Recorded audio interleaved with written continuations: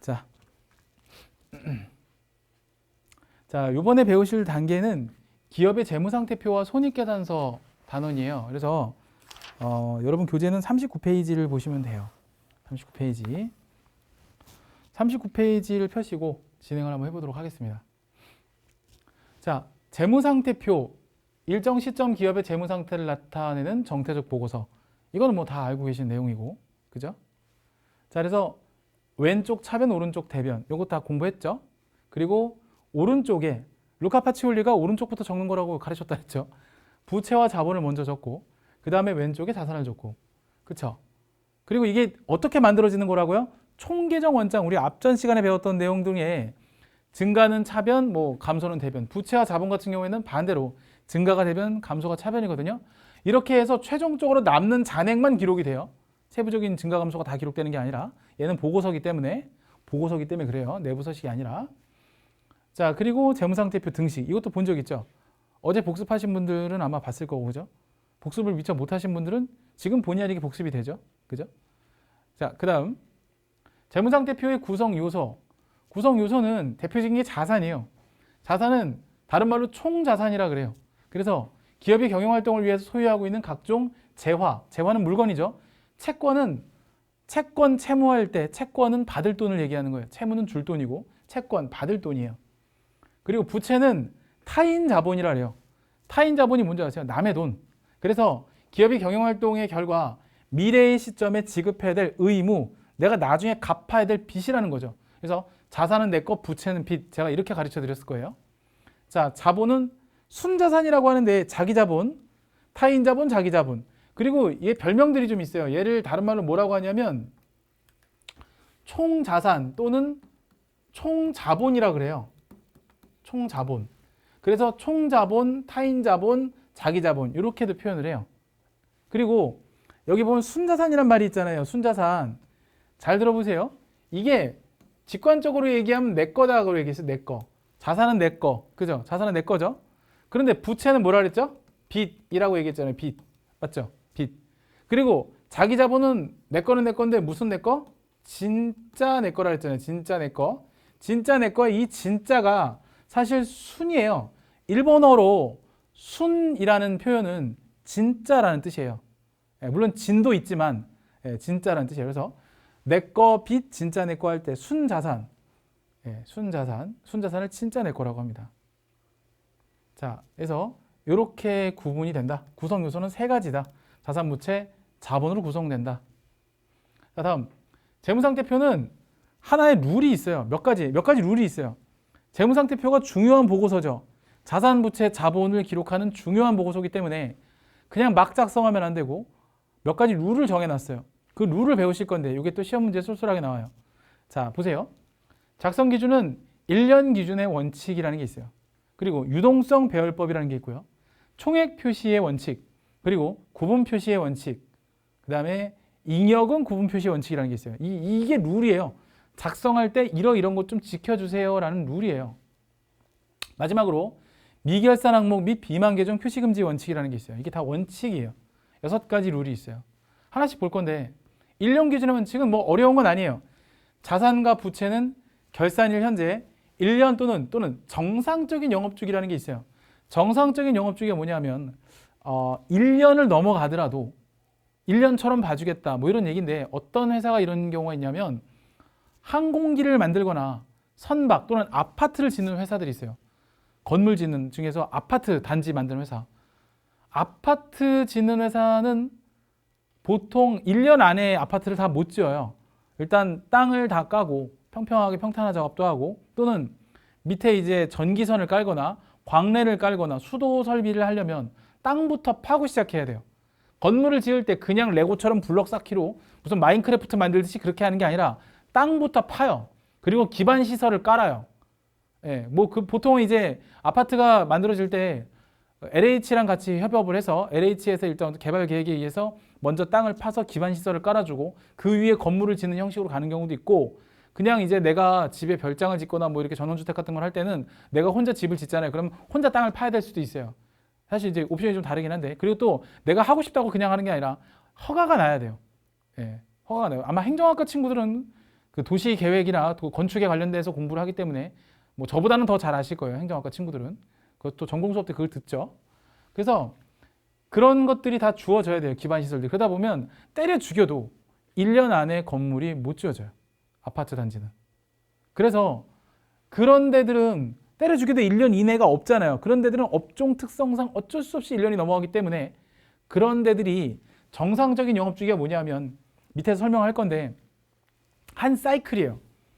그러니까 어떤 건설회사 같은 경우는 원재료를 들여와서 그 원재료와 인건비를 투입해서 건물을 짓고 그 건물을 완공을 해서 분양을 해서 수익이 발생해서 대금을 회수하기까지의 전체적인 한 사이클. 그 한 사이클을 정상적인 영업 주기라 해요. 그것이 설령 1년이 넘을지라도 그 한 사이클은 1년처럼 봐주자. 그런 개념이에요. 그래서 어쨌든 그게 중요한 건 아니고 그냥 정상적인 영업 주기가 그런 거라는 걸 설명한 거고요. 그래서 정상적인 영업 주기에 대한 설명이 밑에 나오죠. 한 기업의 경영활동을 구입, 제작, 건설, 판매, 대금 회수 등 여러 단계를 거쳐 완성되는 1년의 활동 기간을 우리가 뭐라고 한다고요? 정상적인 영업 주기다라고 표현합니다. 자, 그래서 회계에서는요. 제가 지난 시간에 얘기했는데 자, 장기와 단기의 구준을 1년으로 봐요. 1년으로 보기 때문에 1년 이내라고 하면 키워드만 한 번만 더 체크해 드릴게요. 키워드가 내가 단기라는 표현을 한다. 단기다라고 하면 단기는 1년 이내고 1년 이내를 회계에서는 유동이라고 합니다. 단기는 1년 이내, 회계에서 유동이라고 합니다. 유동. 같은 말이에요. 단기는 유동, 1년 이내. 단기, 1년 이내, 유동. 이거 다 같은 말이에요. 그리고 장기, 1년 초과, 그 다음에 비유동. 이거 다 같은 말이에요. 다 동의어예요. 그래서 단기 1년 이내 유동, 장기 1년 초과, 비유동. 요거 꼭 머릿속에 담고 가세요. 요거 되게 중요한 내용이에요. 자, 그래서 이걸 기준으로 단기와 장기를 나눠서 유동과 비유동을 나눠서 적절하게 구분해라. 그런 내용이 1년 기준 원칙입니다. 두 번째, 유동성 배열법. 유동성 배열법은 유동성이 높은 것보다 유동성이 낮은 순서인데 그 유동성이라는 게 도대체 뭐냐? 여기서 말하는 유동성이라는 건 현금 유동이에요. 현금 유동이 뭐냐? 즉시 현금화할 수 있는 성격을 유동성이라 해요. 그래서 자, 뭐라고 돼 있어요? 유동성이 높다는 뜻은 현금으로 바꿀 수 있는 속도가 빠르다. 즉 현금화가 빠르다. 현금화가 빠르다는 얘기 뭐냐면 현금으로 바꿀 수 있는 성질을 환금성이라 해요. 환금성이 빠르다. 이게 다 시험 문제에 실제로 나오는 말들이에요. 그래서 유동성이 높다, 현금화가 빠르다, 환금성이 빠르다는 말은 현금으로 바꿔치기 할 수 있는 그런 속도가 빠른 것부터 쭉 기록을 해라라는 거예요. 그러면 재무상태표에 맨 먼저 기록되는 게 뭔지 아세요? 현금이에요. 현금. 현금은 그 자체가 현금이니까. 그리고 그 다음이 뭐예요? 바꿔서 현금으로 즉시 될 수 있는 거. 예금, 보통 예금 뭐 이런 것들이 있겠죠. 그 다음에 뭐 적금 뭐 이렇게 가고 외상 매출금이라는 것도 있어요. 뭐 상품도 있을 수 있겠고 이렇게 순서대로 기록이 돼요. 그래서 그게 유동성 배열법이라고 합니다. 유동성 배열법에 따라서 뭐 문제를 푸는 게 상당히 많이 응용이 돼서 나와요. 그래서 기본기를 확실하게 알고 계셔야 돼요. 유동성이 뭔가? 현금으로 바꾸어지는 성질을 유동성이라고 해요. 자, 세 번째, 총액 표시. 총액 표시는 뭐냐면 상계하지 마라. 상계한다는 뜻이 뭐라고요? 상쇄한다. 좀 직관적으로 말하면 퉁친다. 퉁치지 말고 각각, 그러니까 받을 돈 얼마, 줄 돈 얼마, 그래서 얼마 이렇게 표현하라는 얘기예요. 그래서 자산과 부채 또는 자본을 각각 총액으로 표시해야 되지. 예를 들어 받을 돈은 자산, 줄 돈은 빚, 진짜 내 거는 자본 이러면 퉁쳐서 얼마 이렇게 하지 말고 내가 받을 돈은 얼마인데 그래서 빚은 얼마야. 그래서 진짜 내 돈은 얼마야. 이렇게 각각 표시하라는 얘기예요. 그래서 임의라는 얘기 뭐예요? 네 맘대로 이들을 상계라는 얘기 뭐예요? 상쇄해서 없어진다는 뜻이에요. 상쇄해서 없애지 말고 순액이라는 말은 뭐냐면 약간 부정어예요. 회계에서 순액은 부정어입니다. 그래서 뭔가 옳은 것은 틀린 것은 고를 때 순액이란 말이 들어가면 다 틀린 말이에요. 이게 답고르는 요령이거든요. 그래서 순액으로 표시해서는 안 된다라는 거예요. 항상 총액으로 표시하는 게 원칙이에요. 그래서 받을 돈 얼마, 줄 돈 얼마, 그래서 내 진짜 내 돈이 얼마 이렇게 각각 표시하라는 얘기예요. 자, 구분 표시. 구분 표시는 그냥 일정한 책의 종류 성격별로 적절히 분류해서 해라 뭐 이런 얘기인데 구분 표시 원칙을 직접적으로 보여주는 게 이거예요. 재무상태표 그림인데 이게 재무상태표는 지금 보면 자산, 부채, 자본 이렇게 나눠 놓은 건데 디테일하게 가잖아요. 그러면 이게 재무상태표라고 보면 자산은 1년 기준의 원칙에 따라서 유동과 비유동. 유동과 비유동이 뭐예요? 1년을 기준이라 그랬죠. 그리고 자, 그래서 유동과 비유동 그리고 유동자산 중에 당재, 투유무, 기타 비유동 이렇게 나눠져요. 그리고 부채는 유동과 비유동 이렇게 나눠져요. 그리고 자본이 정말 오지고 지리는데, 자본이 잘 보셔야 돼. 정말 오지고 지리는데 이렇게 돼요. 자본금, 자본잉여금, 자본조정, 기타 포괄 손익 누계, 이익잉여금. 요거는 다음 초급과정 때부터 배우시는 재무상태표 항목이고, 여러분 입문과정은 얘네들은 안 나와요. 다행스럽게도 얘만 딱 나와요. 자본금, 자본 구조만 다르가 다 똑같아요. 어쨌든 그렇게 배우시게 돼요. 그러니까 처음엔 자본금부터 배운다. 자, 그 다음 5번째, 잉여금 구분표시 원칙이라는 게 있어요. 잉여금 구분표시가 뭐냐면, 자, 잉여금이라는 게 뭔지를 아셔야 돼요. 이게 사실 여러분들 이거를 되게 안 좋게 보시는 분들이 계신데, 회계에서 잉여금이라는 말은 상당히 긍정적인 의미로 봐요. 근데 우리가 일반적으로 잉여라고 하면 저 새끼 또 잉여짓 하네, 너 잉여냐? 뭐 이렇게 안 좋은 의미로 약간 비아냥거리는 표현들이 많더라고요. 근데 저는 회계를, 잉여라는 표현을 원래 처음부터 되게 긍정적으로 배웠던 세대라서인지 몰라도, 우리 좀 이렇게 젊은 친구들이 잉여라는 표현을 되게 부정적으로 표현할 때 제가 좀 이해가 안 갔었어요, 처음엔. 근데 이제 몇 년 지나고 나니까 이제 제가 14, 13 이때 얘네들부터 내가 잉여라는 표현을 내가 듣기로 했는데, 야, 너 뭐냐, 잉여짓 하냐, 뭐. 그리고 내가 뭐 진짜 뭐라더라, 그 왜 포켓몬 중에 잉어킹 있잖아. 근데 한 번은 사회복지학과 남학생이 와서 그러는 거야. 자기 룸메는 잉여킹이라는 거여서, 왜 잉여킹을 했더니 뭐 집은 잘 사는데 애새끼가 대가리에 똥만 차고 뭐 맨날 그런다는 거, 게임만 하고 그런다는 거야. 그래서 걔 별명 잉여킹이래. 잉여라는 말이 되게 안 좋은 의미를 쓰더라고. 근데 잉여는 회계에서 되게 좋은 말이에요. 돈이 남는다는 뜻이거든. 돈이 남으면 얼마나 좋아. 그 돈 남는 걸로 이것저것 할 수 있잖아. 그래서 이 잉여금이라는 게 두 종류의 잉여금이 있어요. 또 하나는 뭐냐면, 내가 장사해서 번 잉여금, 돈을 열심히 버는 거야. 또 하나는 뭐냐면 주주와의 자본거래, 투자를 받아서 생기는 잉여금. 회사가 여러분 돈을 이제 벌려면요, 여러 가지가 있어요. 투자를 많이 받아서 장사 미천을 늘리는 방법이 있고, 아니면 많이 팔아서 이익을 많이 남겨서 그것을 장사 미천으로 장사를 할 수도 있어요. 그죠? 그런데 이게 조금 다르는 게, 장사를 해서 돈을 많이 벌면 결국에는 내 돈이 늘어나는 거지만, 투자를 해서 돈이 늘어나는 것도 결국에는 내 돈이 늘어나요. 물론 이제 여기서는 이제 배당을 해줘야 되는 그런 부수적인 얘기는 좀 이제 뒤로 빼고, 실질적으로 내 돈 갖고서 하는 거예요. 그래서 잉여금은 사실 많을수록 좋아요. 근데 제3자 입장에서 회사를 보잖아요. 그럼 좀 틀려져요. 야, 이거 네가 정말 장사해서 번 돈이야? 아니면 그쵸, 주주 잘 만나서 투자해서 받은 돈이야? 우리 이제 그런 거 있죠. 그러니까 왜 그 금수저들 보면 자기가 열심히 그죠 해서 금수저가 된 게 아니잖아요. 부모님을 잘 만나서, 조상님을 잘 만나서 금수저가 된 사람들이 있죠. 자기가 정말 열심히 해갖고 자기가 스스로 금수저가 된 사람도 있지만, 거의 그죠. 마찬가지로 네가 정말 장사를 잘해서, 경영을 잘해서 잉여금이 많은 거야? 아니면 네가 단순하게 너는 실제로 손실을 보지만 투자자를 잘 만나서 막대한 자본을 네가 지원을 받아서 네가 지금 돈이 많은 거야? 똑같은 부자래도 틀려요. 마찬가지로 회사도 이거를 적절하게 구분해서 주주들 헷갈리게 하지 말라 이거죠. 투자자들. 그런 내용이에요. 그래서 밑에 보시면 주주와의 자본거래에서 발생한 잉여금은 자본잉여금으로 기재하고, 그래서 얘가 자본잉여금이에요. 투자를 해서 돈이 많아지는 잉여금을 자본잉여금, 주주와의 자본거래로서 많아지는 잉여금이라고 표현하고요. 정말 네가 장사해서 버는 거, 영업활동상 손익거래, 이걸 이익잉여금이에요. 그래서 이거를 이익잉여금이라고 부릅니다. 똑같이 회사에 돈이 쌓이더라도 네가 정말 노력해서 번 돈이야? 아니면 투자를 받아서, 네가 노력보다는 투자를 많이 받아서 네가 번 돈이야? 이걸 엄연하게 구분해야 돼 라는 게 잉여금 구분 표시 원칙이에요. 좀 되게 디테일하게 들어가죠. 사실 근데 이거는 지금 모르셔도 돼요. 왜냐하면 여러분 시험에는 안 나와요. FAT 2급이나 전산회계 2급 시험 범위는 사실 아닙니다. 예.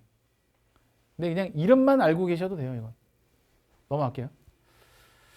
자, 그래서 이게 재무상태표에 표시가 돼 있어요. 자본금, 자본잉여금, 자본조정, 기타 포괄손익 누계, 이익잉여금인데, 제가 시험 범위가 여기가 아니라고 얘기했었죠. 그렇기 때문에 시험에 가히 안 나온다고 보시면 돼요. 근데 혹시 뭐 여기서 이제 또 모르죠. 이제 6월 달에 시험 다 합격해서 아 이거 나 시험 합격하고 자신감 있는데 여름방학 때 8월 달 다음 시험 8월이거든요. 8월 시험 대비로 다음 과정 좀 높은 거 공부할래라고 하시면 그땐 또 공부해야 될지도 몰라요. 미리 알아두시면 도움이 되겠죠. 자본잉여금과 이익잉여금을 구분해서 표시한다. 요거 잘 기억하시고 자 넘어갈게요. 자 미결산 항목 및 비만 계정 표시금지 원칙이라는 게 있어요. 이게 뭐냐면 가지급금이나 가수금 등 아직 확정되지 않은 미결산 항목을 이게 보면 가짜란 말이 들어가죠. 가지급금하고 가수금의 이 가는 진짜 가짜 할 때 그 가짜예요. 예, 그래서 가지급금이 뭐냐면 돈이 나갔는데 어디로 돈이 나갔는지 모르거나 출처를 밝힐 수 없는 돈을 가지급금이라 해요. 가수금은 돈이 들어왔는데 누구한테 들어왔는지 모르는 돈이에요. 그러니까 지금 확정되지 않은 돈이죠. 이걸 미결산 항목이라 해요. 그래서 결산일까지 재무상태표에 표시돼서는 안 되고 그러니까 확실하지 않은 거는 재무상태표에 보고서에 남기지 말라는 뜻이에요. 다 원인을 밝혀서 찾아내야 돼. 그래서 결산 때 되면 야근을 오지게 해요. 저거 찾느라고. 그래서 적절한 계정 과목으로 대체해야 된다. 바꿔줘야 된다는 뜻이에요. 자, 그래서 대표적인 임시 계정, 이거 암기 사항인데 외우시면 좀 도움이 돼요. 가짜 들어가는 거 두 마리, 가지급금, 가수금, 그리고 현금 과부족인데 요거는 다음 주에 배우시게 됩니다. 일단 현금 과부족 이렇게 세 가지가 있어요. 자, 재무상태표 계정은 자산 뭐 이렇게 많아요. 종류가 되게 많죠. 이거 다 나눠드릴 건데 이거 단어에 대한 설명인데 그냥 다 외우지 마세요. 언젠간 자주 보게 되니까 그냥 한번 설명만 드린 거예요. 다 내 거예요, 그냥. 현금, 보통예금, 외상배출금, 받으러 옴, 미수금, 선급금, 대여금, 상품, 제품 뭐 겁나 많죠. 더 있어요. 건물, 토지, 비품, 임차보증금 뭐 이런 것들도 있어요. 겁나 많죠. 외우지 말라고요. 자, 이번에 부채, 외상매입금, 지급어음, 미지급금, 선수금, 차입금, 임대보증금 다 언제 외우고 있어. 그냥 자세히 디테일하게 안 볼 거예요. 그냥 한 번씩만 보세요. 아, 자산이 뭐뭐가 있고 부채가 뭐뭐가 있고 이 정도만 한 번씩만 훑어내실 수 있으면 돼요. 예, 나중에 이제 PPT 교환 나눠드리면 기를 쓰고 밑줄 빡빡 치고 외우고 하지 마세요. 이거 지금 이렇게 용 뺄 필요 없어요. 그렇게 막 공들일 필요 없어요. 언젠가 다 알게 되기 때문에 저는 이거 외우는 거 별로 안 좋아해요. 비추해요. 자, 그다음에 자본 뭐 이거 5가지예요. 예, 근데 뭐 넘어갈게요 이거. 자, 근데 겁내 많아요. 이거 다 언제 다 할 거야 이거 다. 그죠? 그러니까 그냥 너무 이렇게 에너지 쏟지 말라고. 알겠죠? 때 되면 다 알게 돼. 넘어갈게요. 자, 이번엔 손익계산서. 일정 기간 기업의 경영성과를 나타내는 동태적 보고서. 자, 왼쪽은 비용, 오른쪽은 수익. 이거 다 아시는 내용이죠. 배웠죠, 그죠? 자, 그리고 손익계산서 등식도 너무 당연하죠. 자, 그래서 우리는 수익을 뭐라고 한다고요? 경영의 활동의 결과를 얻은 대가. 그래서 번 돈이라고 배웠고, 비용, 수익을 얻기 위해 지출한 대가. 근데 이건 잘 보셔야 돼요. 그래서 제가 뭐라 했어요? 이걸 번 돈이라고 했죠. 번 돈. 그런데 여기 아주 의미심장한 말이 나와요. 제가 얘기했죠. 수익을 얻기 위해 지출한 대가라고 해서 이걸 뭐라고 한다고요? 쓴 돈은 쓴 돈인데 뭐 하기 위해 쓴 돈? 벌기 위해 쓴 돈이란 뜻이에요. 그래서 그냥 쓴 돈이 아니라 여러분 이 비용을 조금 더 들어가면 비용이 종류가 3가지가 나와요. 비용이 종류가 3가지가 나오거든요.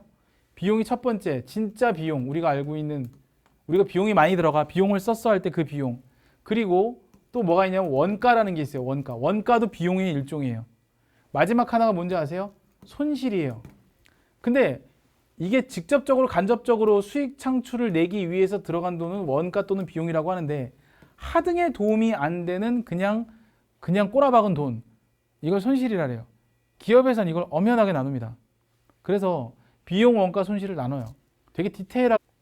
자, 손익계산 작성 기준 볼게요. 총액 표시, 그 다음에 구분 표시, 발생주의, 실현주의, 그리고 수익 비용 대응 원칙이라는 이것도 역시 룰이 있습니다. 자, 총액 표시는 똑같아요. 상계하지 않고 총액. 이거는 재무상태표랑 똑같죠. 구분 표시. 이것도 매출 총손익, 영업손익, 법인세 비용, 차감 순손익, 당기 순손익 뭐 이런 식으로 구분해 표시한다는 건데 뒤에 가서 보여드릴 거예요. 발생주의. 발생주의라는 게 뭐냐면 거래나 사건 사실이 발생했을 때 회계 처리를 해라 라는 개념이 발생주의예요. 그래서 돈이 들어오고 나간 시점에 회계 처리라는 게 아니라 거래나 사건 사실이 발생했을 때 회계 처리하자는 개념이에요. 예를 들자면 이런 게 있어요. 자, 식당에서 밥을 먹고 밥값을 현장에서 현금으로 줬어요. 그러면 이거는 발생한 시점과 현금을 지출한 시점이 일치하죠. 그럼 뭐 발생주의로 보나 현금주의로 보나 크게 문제는 없어요. 근데 신용카드 결제를 했다고 해볼게요. 그럼 이제 돈 나가는 시점과 밥 먹은 시점에 차이가 생기죠. 밥은 지금 먹고 돈은 한 달 뒤에 카드 값으로 청구돼서 나갈 거 아니에요. 그러면 언제 회계 처리할 거냐? 돈이 나간 시점에 회계 처리하는 것을 현금주의라고 하고, 아니다, 내가 오늘 밥을 먹고 비록 돈은 나중에 카드 값으로 나갈 거지만 오늘 카드로 긁었으니까 밥 먹은 시점인 오늘 회계 처리하는 주장이 발생주의예요. 기업회계 기준은 발생주의가 원칙입니다. 돈 나간 시점이 아니라 거래나 사건 사실이 발생한 시점에 인식하자라는 개념이 발생주의예요. 그 다음 밑에 설명이 나오죠. 현금주의라는 게 있는데 발생주의 반대말인데, 돈을 받은 때 현금을 수취한 때 수익으로 잡고 돈을 쓸 때 현금이 지출할 때 비용으로 하자는 주의가 현금주의인데, 기업회계 기준, 우리가 배우고 있는 기업회계 기준, 우리가 공부하는 자격증 시험에서는 원칙적으로 현금주의는 원칙이 아닙니다. 알겠죠? 발생주의만 인정해요. 알겠죠? 자, 실현주의. 실현주의라는 게 있는데 발생주의라는 대전제 안에 실현주의와 수익비용 대응이 있어요. 그래서 뭐 이렇게 돼 있는데 이걸 보시면 좀 더 이해가 빠를 거예요. 이렇게. 발생주의라는 거는 거래나 사건 사실이 발생하는 건데, 그냥 거래나 사건 사실이 발생한 것만큼은 조금 부족해. 좀 더 구체적으로 수익은 실현이 됐을 때, 관련된 사건이나 사실이 발생하고 실제로 이게 돈을 벌 거라는 수익이 실현됐을 때, 예를 들자면 이런 거예요.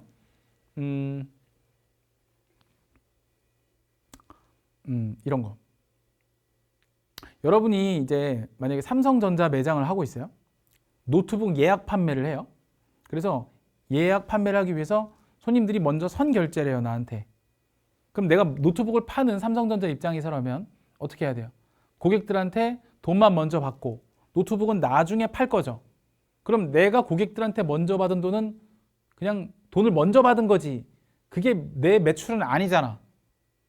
그걸 뭐라고 하냐면 계약금 쪽으로 먼저 받은 돈 또는 예약 판매로 먼저 받은 돈을 선수금이라 그래요. 선수금은 부채예요. 빚이에요. 왜? 아직 노트북을 내가 고객한테 인도하지 않았으니까, 팔지 않았기 때문에 그냥 예약만 걸어놓고 돈만 먼저 받은 것이지 그게 매출은 아니에요. 그것을 선수금이라 그래요. 부채. 왜 부채로 볼까요? 아직 내 돈이 아니라는 거야. 돈을 먼저 받았는데 이 돈은 아직 내 돈이 아니라는 거지. 그 개념이에요.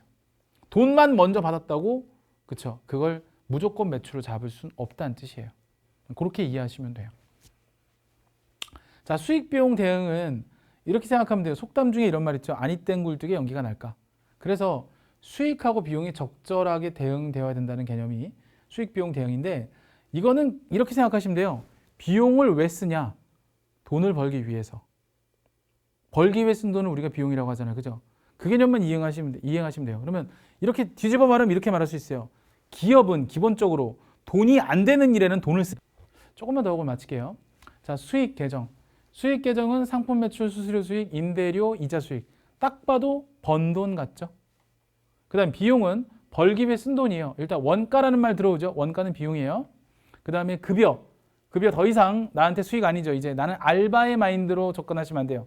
여러분 회계하실 때 가장 쉬운 마인드가 뭔지 아세요? 내가 사장이다 라고 생각하고 접근하면 엄청 되게 쉬워요. 내가 회사 사장이야 라고 생각하면 급여는 내가 종업원한테 줘야 되니까 비용이잖아. 그죠? 급여는 비용이에요. 임차료, 이자 비용 이런 것들이 있어요. 자, 손익계산서의 기본 구조. 자, 매출액에서 매출원가를 빼잖아요. 그러면 매출 총이익이 나와요. 매출 총이익에서 판매비와 관리비를 빼면 영업이익이 나와요. 영업이익에서 영업의 수익을 더하고 영업의 비용을 빼면 법인세 차감전 순이익 또는 개인의 경우에는 소득세 차감전 순이익이 산출이 되고, 이 소득세 차감전 순이익을 뭐라고 하냐면 흔히 전문용어로 세전이익이라 해요. 세전이익. 그 다음에 법인세 비용 또는 개인의 경우에 소득세 비용을 차감하고 나면 세후이익이라고 하는 올해의 진짜 번 돈, 줄여서 당기순이익이라고 합니다. 당기순이익이 산출이 돼요. 이걸 뭐라고 하냐면 구분 표시의 원칙이라고 합니다. 그래서 각 구간별로 이 구간을 다 이렇게 디테일하게 나눈 이유는 그만큼 기업에서 경영성과가 중요하기 때문에 그래요. 자, 어쨌든 요 기본 구조는 제가 외우란 말을 한 번도 안 했는데 여태까지 죄송하지만 외우셨으면 좋겠어요. 주말에 화장실에 붙여놓고 외우시든지 외우셨으면 좋겠어요. 예, 이건 좀 외우시면 무조건 2문제 이상은 맞춰요. 알겠죠? 외우세요. 좋습니다. 자, 마무리할게요. 손익계산서 주요 계정인데 뭐 이런 것들이 있어요. 예. 수익과 비용, 수익과 비용, 다 수익과 비용 이렇게 돼 있죠. 자, 좋습니다. 다음 주에는요, 요거를 배울 거예요. 재무상태표와 손익계산서 관계인데 아주 재밌는 관계가 있어요. 그래서 이번 시간에는 여기까지 하는 걸로 하고요.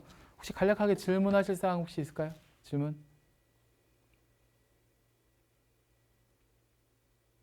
없으시면 주말에 복습 잘 하시고요. 뭐 평일도 좋아요. 복습하시다 궁금한 점 있으시면 개인톡 하시고 나눠 드릴 테니까 요거 가지고도 이해가 안 가시거나 개념 설명이 조금 필요하다, 부연 설명이 필요하다 생각하시면 편하게 말씀하시면 제가 설명 더 해드릴게요. 알겠죠? 자, 늦은 시간까지 고생 많으셨고 주말 잘 보내시고 다음 주 목요일 날 다시 뵙겠습니다. 고생 많으셨어요. 안녕히 계세요. 수고하셨습니다. 수고하셨습니다. 네, 고생하셨습니다.